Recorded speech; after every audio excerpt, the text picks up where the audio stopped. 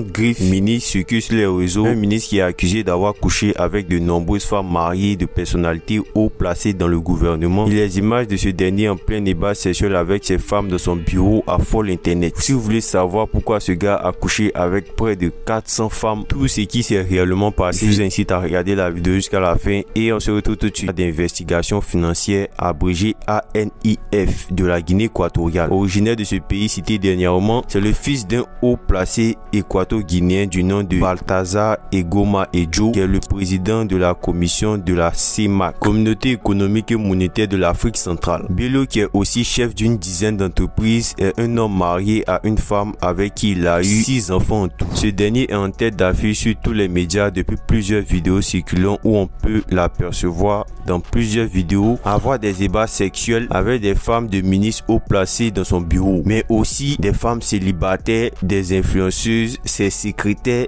et même des femmes enceintes. Les vidéos montrent d'autres endroits insolites où il le faisait, dans son bureau en question, où celui-ci le faisait en vérifiant les caméras de surveillance, aussi dans les toilettes, les garages, à l'hôtel et même en plein air en bordure de plage, a rapporté le média équato-guinéen Real Equato-Guinea. Il filme chaque séquence des débats sexuels qu'il a avec ses femmes, avec le consentement de celles-ci, qui s'en donnent même à cœur joie pendant ces débats. Les sextés pourraient fuiter à la suite d'une saisie de ses matériaux informatiques, car celui-ci est actuellement incarcéré pour une histoire de détournement de fonds de près d'1 milliard. Plusieurs médias affirment que cette fuite aurait été orchestrée par le superviseur général de la sécurité présidentielle équato-guinéen du nom de Jesus Edoumoto, qui aurait retrouvé sa femme dans les vidéos débats sexuels que Balthazar aurait enregistrés dans son téléphone. C'est dans un sentiment de frustration que celui-ci a occasionné cette fuite. Une liste non exhaustive des femmes de haut placées avec qui il a couché circule sur le net. Parmi celles-ci, on peut retrouver la femme du chef de la sécurité présidentielle, la femme du procureur général, la femme du directeur général de la police, les femmes de nombreux ministres équato-guinéens et même les femmes de ses proches, comme la femme de son petit frère et celle de son oncle avec qui il l'a fait pendant qu'elle était enceinte. Des médias parlent de 400 vidéos sextables de ce fulgureux Balthazar, mais cette affirmation n'est pas vérifiée. En effet, une trentaine de vidéos circulent, nombre qui ne fait que s'accroître car des vidéos des débats sexuels de Balthazar ne cessent d'être ajoutées sur des canaux privés. Toute la société équato-guinéenne est sous le choc,